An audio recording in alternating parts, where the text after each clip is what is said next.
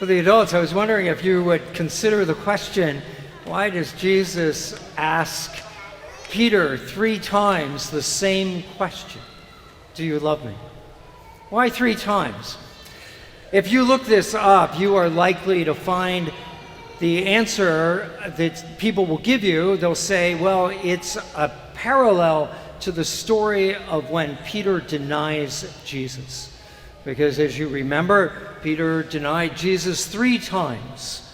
And now Jesus is asking this question 3 times. And they see a link to that. And there's something to be said for that. Because there's also a lot of details if you look at when Peter denies Jesus and this story you just heard. There's some extra details that sort of match up.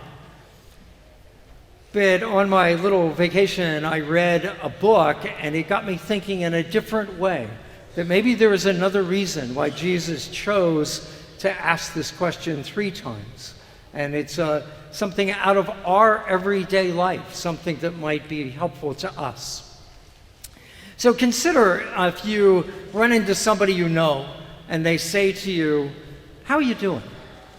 What is your response? Typically, you just say, oh, fine. Because you're not actually thinking that this is a question about your true state, how you're actually doing. You interpret it properly as just a polite way of greeting you. Some of you might be old enough to remember a time when you would say to somebody, how do you do? That was the way you greeted people, and they would not give you an answer. They would just look back at you and say, how do you do? That was just the polite way of greeting people. And so if you think about it, that sort of thing, how you doing? Fine. It's on this nice surface level. It's polite. It's nice that people say that. They're at least acknowledging that you're there. But what would happen if this person who had just asked you this question looked you in the eye and said, no, how are you doing? Now, you'll notice that you would probably take, sort of a mental step back, and you'd look and you'd say, wow, I think this person really wants to know how I'm doing.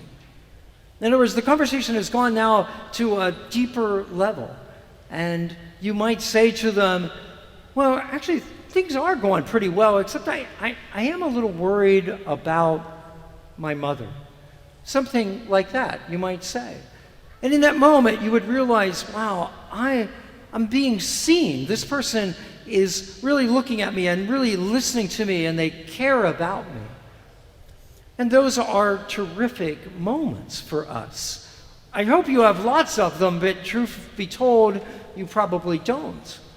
And those of you that spend a lot of time on your phones, social media, sorry to break it to you, but in case you haven't figured it out, you're part of a generation that is so connected.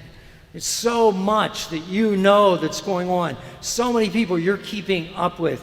You even know, some of us are a little older, we are even connected to people we went to school with decades ago.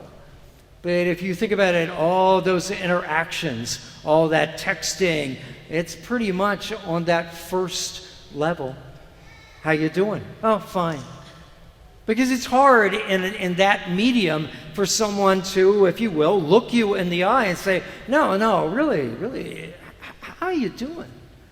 They can't, it's hard to communicate that in that medium. And so that's why, in many respects, perhaps, that when they do these surveys about loneliness, they point out that loneliness in our culture has just increased in an exponential way. People will, in answering surveys, they'll talk about the fact, I feel so lonely because no one is actually looking at me and seeing me. No one's getting me to that second level. Then Jesus asks a third time. And this may not have ever happened to you. I had a hard time thinking of a good example out of my own life where this happened, where someone wanted to go yet one level deeper. But if you allow me an illustration from a movie, some of you may have seen a movie entitled Good Will Hunting. And the premise of the story, this boy, Will, this young adult, he's quite a bright math guy, can do crazy, difficult math. But he's quite troubled because he had an awful childhood. He was physically abused, amongst other things.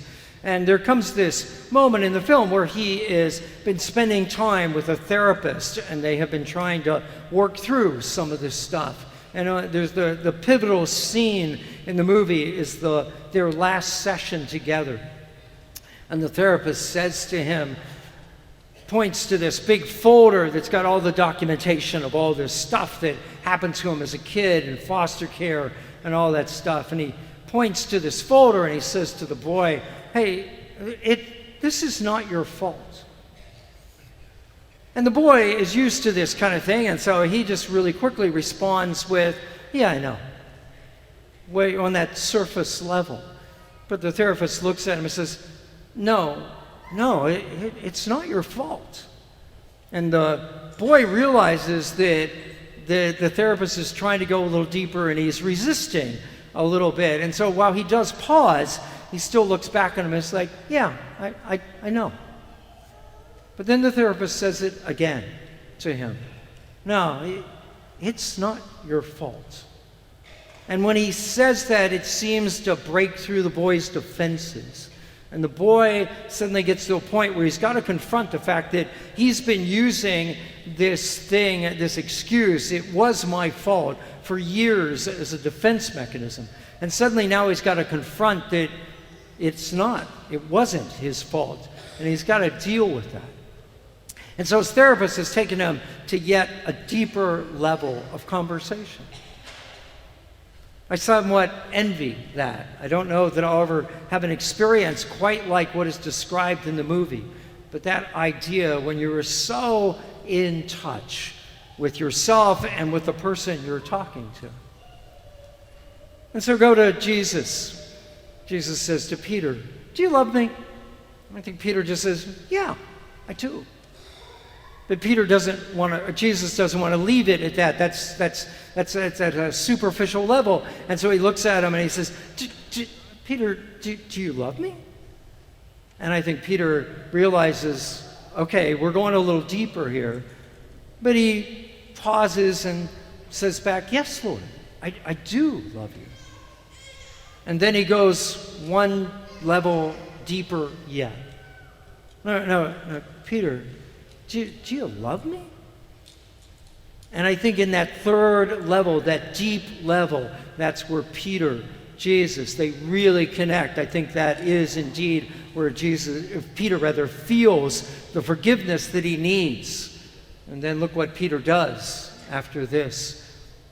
He goes on to be an early leader of the church. He goes on to preach amazing things. Goes on to convert so many people. But he does it because he has been connected in that way. You and we're never going to go very far if all our relationships are up on a nice superficial level. It's just, you can't work out of that. If you're not willing to be seen and you're not willing to see other people, well, you're just always going to stay there. And so it's a challenge to us all because it's not easy. You have to be willing to be vulnerable. Because if you're going to connect with somebody, you're opening yourself up to them. And hopefully you're opening up your true self to them. And some of us, we're not sure if anybody's going to like who we really are. But that is certainly where Jesus wants us to be with each other, and certainly wants us to be with him. That we would be willing to be known by other people, willing to have people care about us, love us, and willing to do the same to others. It's that level. It's there, I think, where you start to get a hint of that idea where Jesus says, I came that they might have life and have it abundantly. An abundant life, a life of connection with one another and certainly with God.